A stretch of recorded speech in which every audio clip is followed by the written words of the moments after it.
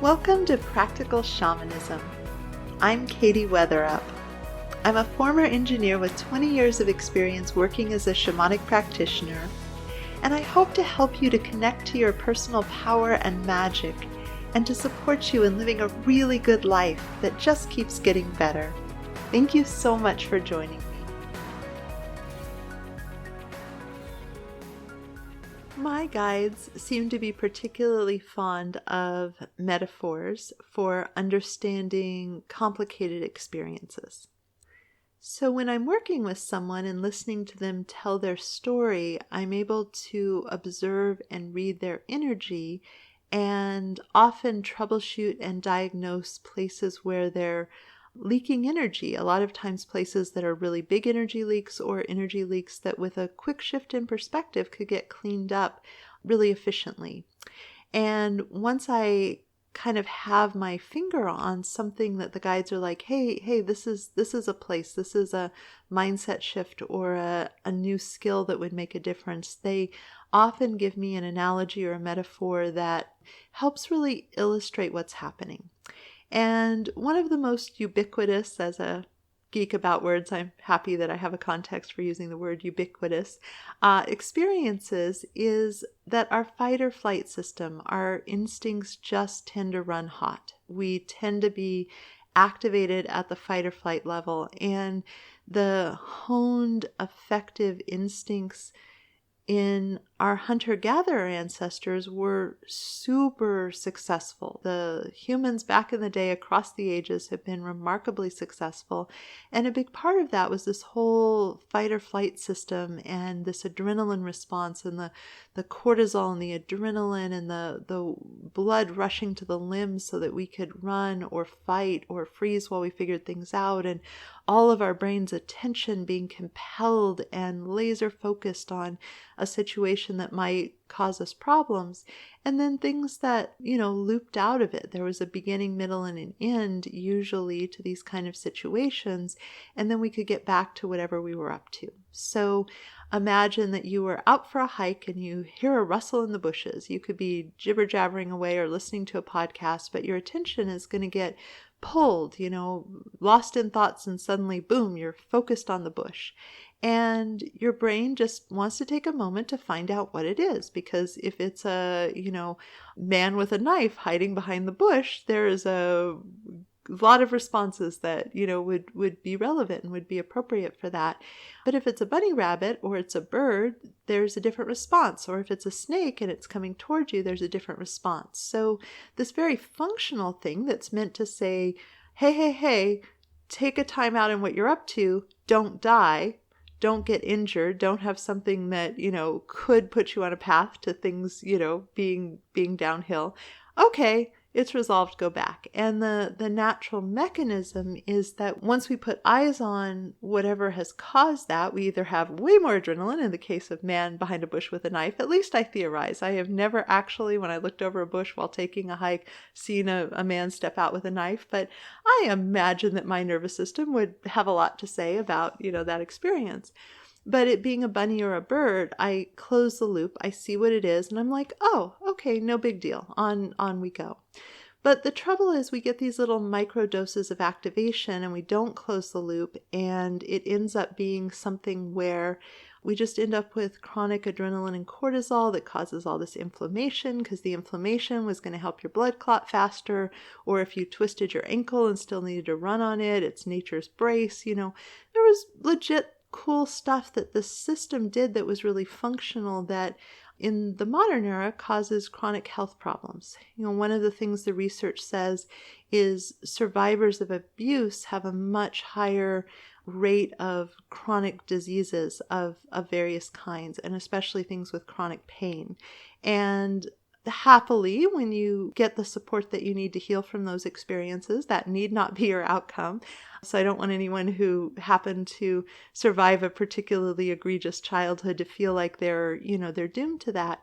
But what I believe and what my guides have shown me about that is that when we have those heightened levels of adrenaline and cortisol, it it just breaks down our health. Our body doesn't go into the rest and repair cycle.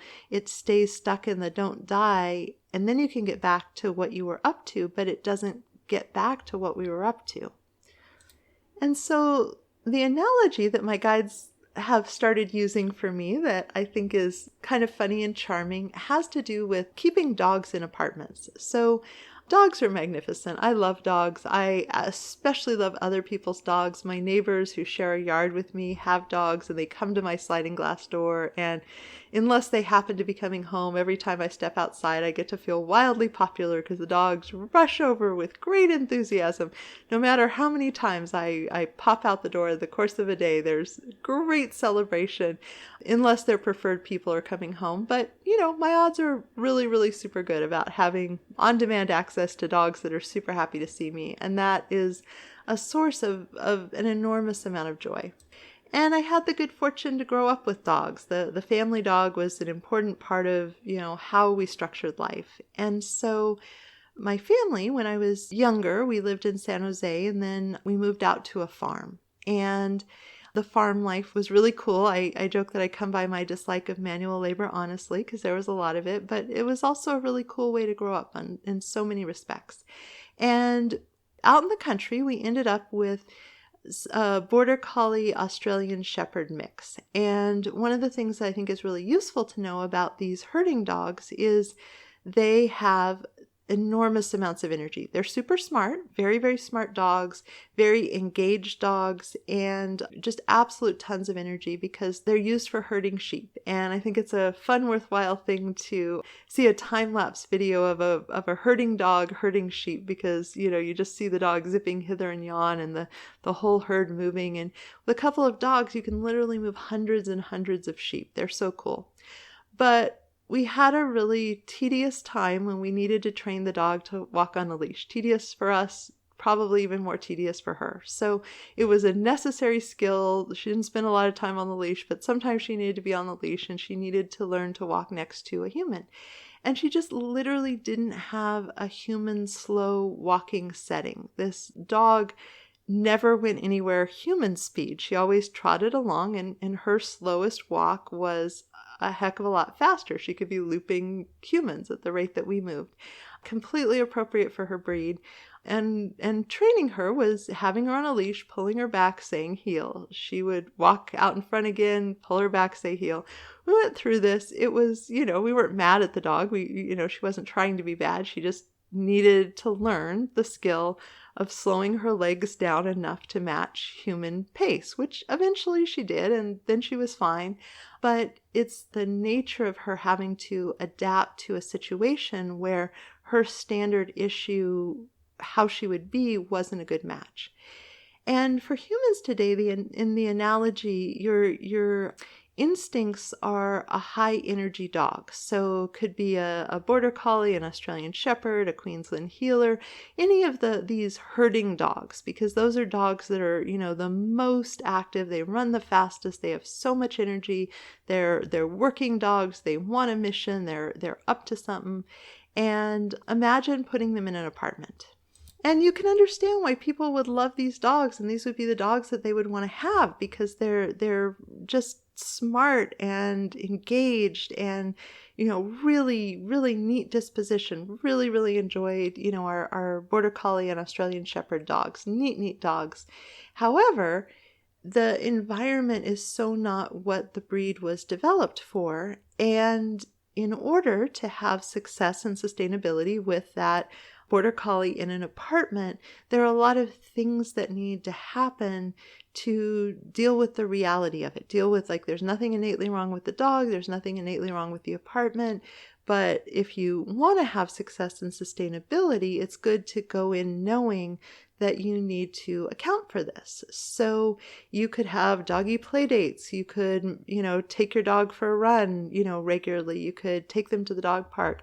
I dated someone really briefly, and he had a dog that was such high energy. It's a large dog. And he said in order to get its energy out, there was a daily process where he would get on his bike, put the dog in a harness, and have the full brakes on in his bike as the dog dragged the bike with the brakes, kind of like a sled dog would. all the way to the dog park. And then they might have to loop several times until the dogs got enough of the crazies out that it could go into the area with the other dogs and basically play nice with them. And that this was a daily process of just how much intense exercise it took to have this work with a dog. And you can sometimes see sled dogs that are effectively trained to be so, where they'll run and they'll be super tired and then they'll rest, and you better have the brake on the sled because they'll be raring to go there. It's so exciting to, run together. And so with our instincts, we want to think about the fact that we often treat them like a neighbor's chronically barking dog. So a lot of times we've basically taken a border collie, or really it could be any dog, one of the kind of luck of the draw, how things play out. We can have, our instincts have various levels of intensity and activation. So certainly if you grew up in a family that just didn't have enough safety at the level of fact, enough emotional safety, enough physical safety, and you did a lot of walking on eggshells and anxiety and tension, you're absolutely going to have, a much yappier dog in an apartment in this analogy. And similarly, some of us are just born this way. I really enjoyed Elizabeth Gilbert. She's the author of Eat, Pray, Love, and this book was called Big Magic, and highly recommended. I think it's an absolutely marvelous book. But she really talked about how profoundly fearful she was as a child. And obviously, this being a woman who's traveled the world and had all these amazing experiences, she figured out how not to let fear run the show over time. But some of us just end up with, highly sensitive nervous systems that are, really jumpy. And for some people, there's the intersection of the two. But however yappy or not yappy your inner dog is, however activated or sensitized, we do want to pay attention to how do we successfully have a dog in the apartment, because this isn't a lifestyle choice to have instincts or not have instincts. They come standard issue. The opposable thumbs are awesome. The overhyped instincts are quite challenging, and it's part of the price of admission and package deal for incarnating on the planet. So the thing is, a lot of times we end up treating our own instincts like someone else's yapping dog. So we've probably all had the experience. I live kind of out in the country, which I love, and noise carries really well at night. And they're just people who haven't put their dog in. Sometimes it's even my neighbors, and the dog just barks and barks and barks and barks and barks and barks for hours. And I'm sensitive to noise, so I find it incredibly tedious, and there's just not much you can do because you don't even necessarily know what neighbor it is. They're probably away, and it's just like and you decide there are various choices. You can put on noise canceling headphones that might help to some degree, or you can try to tune it out or whatever, but there's this obnoxious loud thing in the background that's pulling your attention that you don't really have an ability to deal with. And I think that that's a good analogy for how a lot of us end up feeling about our instincts, because as children, when we were first learning about this fight or flight response, when it got fired, there wasn't a lot of functional response that we could have. So the vulnerability of social situations, the, intensity of parents, there was just a lot of things where we could have a stress response activated, but not really have a clear and obvious course of action. We didn't have a way to kind of close the loop. And if you're in a fraught emotional and psychological dynamic that you don't understand, because a lot of times adults are super mad about something and they're lying about it. They're telling you they're not, or it's okay, or, telling you how it's your fault, or, a variety of varying degrees of gracefulness around emotionality. And your heart's pounding and your palms are sweating, and you can read the situation that it's tense and fraught, and you're trying to figure out the right move to be pleasing and avoid displeasing. Now, lots of evidence that if that doesn't work, kids can flip it the other way, and, the black sheep and, all the kind of psychological outcomes that come from dysfunction. But in general, as a go-to, our instincts tend to prize, if you can't run away, running away is, one way to do it. But if you can't run away and you're, much smaller as a child, you want to, avoid escalating the situation, preferably say or do whatever it is that's going to bring the intensity down. And, this happens from a very, very young age. And so oftentimes the pounding heart and the adrenaline pouring through us is almost like somebody being really loud when we need to listen, like, be quiet, I need to hear what's going on. It's really important. I need to think, I need to figure this out. And we end up basically training our brain to tune out the level of instinct activation. And so it would be like the person, sitting in a room with a yapping dog who's just going absolutely nuts about the mailman, and they're just so dissociated and tuned out, they just don't even respond or react. Whereas if you have a yapping dog that's going nuts about the mailman, and it's not a particularly neurotic dog, it's a reasonably trained, properly engaged with dog, and they're barking, you can tell it, like, hey, knock it off. It's okay. It's just the mailman. You're fine. And that closes the loop with the dog. The dog's like, there might be a threat. I'm going to sound the alarm. The human, who ideally is considered the alpha in the dog's mind, says basically, like, I hear you. It's okay, stop barking. And the dog's like, okay, cool, message delivered. The cycle's complete and it calms down. The same thing of that, you see it's a bird in the bush. It's not a problem. It was just rustling, no survival threat here. And you go back to what you were up to. But that loop gets interrupted. And so the invitation and the analogy and what I really want to offer is that if you have an untrained dog, like if you've gotten a rescue dog that, was stressed out, or a dog that was, really not properly trained, it is a tedious thing to institute a system of yes, you have to do these things. My parents, when I was particularly little, had a golden retriever that I absolutely adored. My sister and I rolled around with this dog all the time. And my mom took him to obedience school because it's good to train the dog to do things. And a little while in, she realized he was already trained in these things. He just was like, oh, if you're going to insist, all right, if you're really serious about this, he just wasn't complying because there wasn't the consistency. But if you have an untrained dog, or a dog that's gotten away with, like, if I just make it too annoying for the person to absolutely insist that I sit, I can get out of sitting, then it is tedious to institute the, I do need you to listen. I do need you to cooperate. It's like, leash training the dog that just didn't have that gait. Like, nobody was yelling at the dog or mad at the dog. It was just a process of, every few steps needing to correct her until she, again, very smart dog, onboarded, oh, human walking speed is slow and tedious. And then it was fine. That was a skill she was able to learn. And the rapport and the relationship with the dog and the willingness to engage in that persistence up front made for this really aligned relationship. So the dog on the farm could have been a huge problem. Herding dogs tend to chase livestock if you don't keep them up when they're not working. We didn't want to have working dogs. We managed the livestock with, shake a bucket of grain and all the goats will come. We didn't have her working as a herding dog, so she got firmly trained in the thou shalt not chase animals. And there was a lot of persistence when she was a puppy of her doing this natural behavior and then, getting yelled at for it and in trouble. And then she learned not to do it. Although being a smart dog and somewhat lawyer-like, she realized that if she didn't veer a course, if she just happened to run in a straight line and there happened to be chickens there, then nobody was really going to yell at her because she wasn't chasing. She was just exercising her freedom that happened to travel in a linear direction where chickens would leap out of her way. But if she didn't curve and follow them, it was all cool. So we got her trained enough. It wasn't that we needed her to be, perfect obedient dog. My family wasn't interested in that.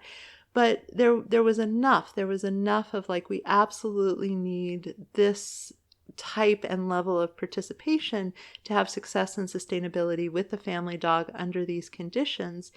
And so when you think about your instincts, if you've gone a lifetime of tuning them out and having this instinct activation where you're actually sitting on a fair bit of adrenaline and cortisol, that you've just got acclimated to it. You don't even realize how much your body is shutting down its digestion and shutting down its immune system and in stress state and creating inflammation because you're just so accustomed to it, you haven't known anything else. So much like the dog learning to heel, we're onboarding this lower, calmer baseline.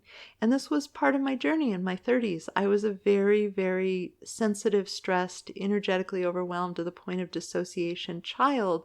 And in my 30s, I learned to calm my fight or flight, and it was a game changer. And I learned to have my brain, of all the input it's sorting out, of all the barking dogs and the possibilities and the way the guides are talking to me and the information and the what should I get up to next and the temperature of the air on my skin. And, we get a lot more input than we can consciously process. I've trained my brain that how activated my fight or flight is something I want it to tell me about. So when it's deciding which information to bring to my attention, I'm feeling anxious and off my center is one that I want to hear about. So I catch it really early, so I'm not sitting on this big pile of chemistry by the time I start to notice, and I notice when it's low level. So it's like the dog that hears the mailman, starts to bark, and I turn and say, "It's okay, it's just the mailman, you're fine, knock it off." And the dog's like, "Oh, okay, cool." And everything goes on, as opposed to the chronically barking dog. And I think it's worth mentioning that another way this analogy works really well is some dogs will just bark and bark and bark out of boredom. They're just bored. They're not trying to warn of a threat. They're just on and on and on. And sometimes we do that too. Sometimes we activate our fight or flight. Sometimes we rev ourselves up. Sometimes we hit emotional pain points or imagine indignation, in order to kind of give our chemistry a boost, because the activated chemistry can feel really good in low levels and not so good in higher levels. And so, this varies widely by people. There are people who really like the chemistry of high levels of adrenaline. I happen to absolutely loathe it, so there will be no jumping out of planes for me. But other people, they love having that dial maxed out. But it's worth noting if there's a part of you that is stimulating your energy. I had one of my early partners that I dated just really had a relationship where he was constantly winding himself up and then being kind of upset that he was wound up and dealing with it. And it was just kind of a narrow range, but he was, constantly activating this system in a lot of different ways. And so it's worth noticing if you're, trying to combat boredom also by playing with your internal chemistry factory.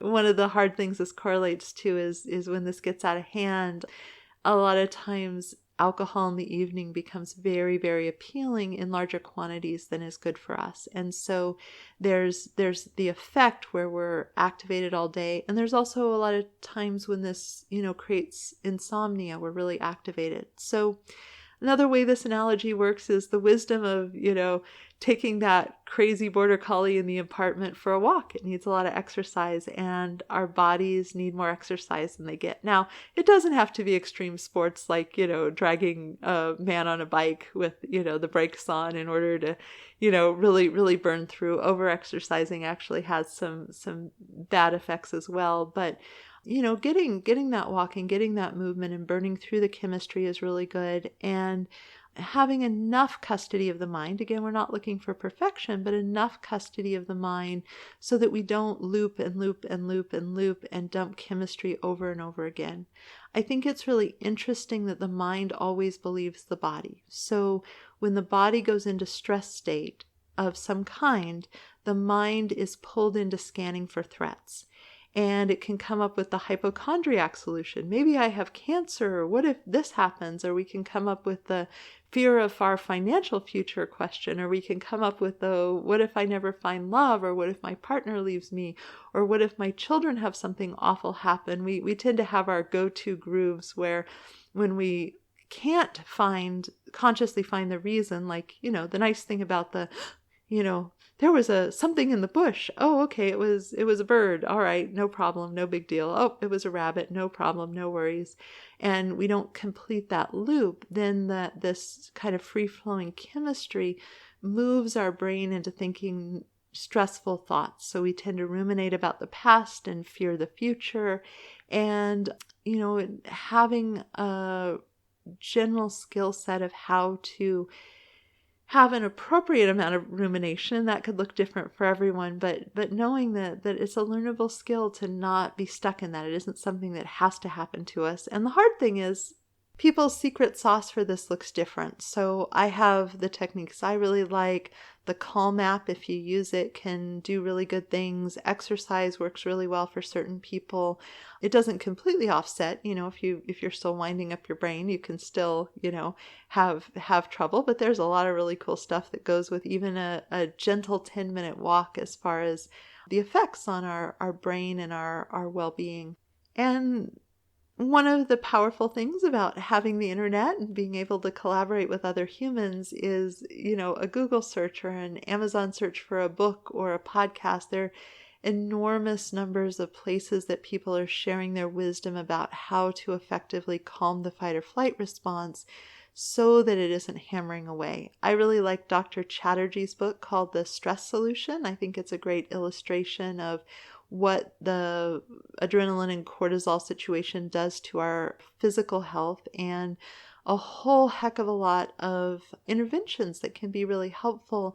And I really like low-hanging fruit because life is busy. So if we can weave something in or have an intervention that is very effective with very little time and very little aggravation, for some people, writing a gratitude journal is really helpful, and some people love the practice and how it makes it feel, and other people have this like shame of like, how can I not feel better when things are so good at circumstance, and it becomes this mind fork kind of thing that can spin you in circles. So honoring that your secret sauce might work differently, just like different dogs, again, the analogy works, different dogs have different needs and what's effective. Like, it's certainly an edge case to have a dog in a harness pulling a bike like a sled in order to get the right amount of exercise efficiently enough that it would fit in this single professional man's life, because he was up against a time constraint. He couldn't spend 5 hours a day exercising his dog.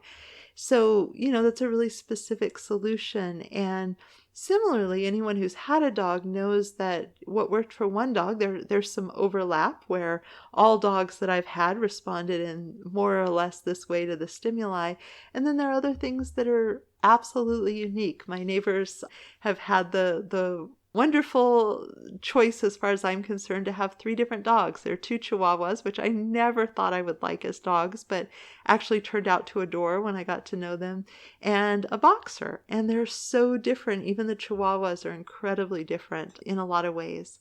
And so similarly, expecting that how you hang with your fight or flight in the modern life is the apartment in this analogy, in a way that is successful and sustainable and has quality of life for both of you, is a little bit of a puzzle, but we also have a lot of support of human wisdom that has been shared about how to deal with this. And there's so much that you might be struggling with in your life that will fall away. I could talk for, hours and hours. In fact, I have an instinct intervention program in my academy, and I could talk for hours and hours about how much our brains and our decision making and our emotions and our access to hearing our guides and all of these things are changed just by whether our fight or flight system is turned on or off. And if you're looking for one intervention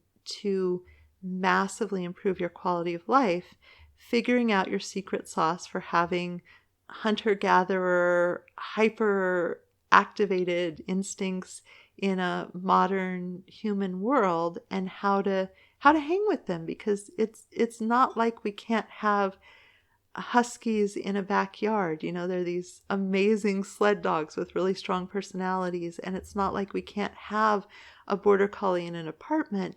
There's just additional complexity the more we need to adapt. It wasn't that we couldn't have a herding dog. We had multiple herding dogs that we trained effectively not to chase the livestock. It was work and effort, but we had this dog that was able to participate in a way that made a very, very joyful alignment. That's part of what's cool about those breeds is, they tend, if they have enough of the appropriate environment, to be really happy, really engaged dogs. And everything about our Australian Shepherds and Border Collies made me believe that they were just getting the biggest kick out of life. The boxer, that my neighbors have, she just seems so happy and delighted with the world in so many ways. And so there's absolutely availability of success. It's just that we can't afford to treat our instincts like someone else's yapping dog that we just endure.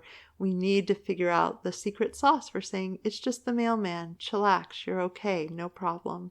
And so I hope there's some inspiration or something that encourages you if you've given up on solving this problem because what you tried in the past didn't work, and gives you the inspiration and the motivation and some new possibilities to think about for working out this really important aspect of life.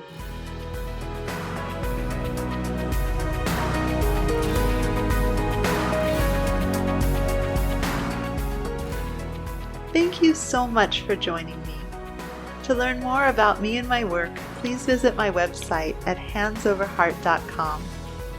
There you can join my mailing list for access to free bonus content in the members-only area. If you've enjoyed this, please consider subscribing and leaving a review. It would help me out a lot. Also, a special thank you to my patrons for your support. You offer me the time freedom to work on passion projects like this one.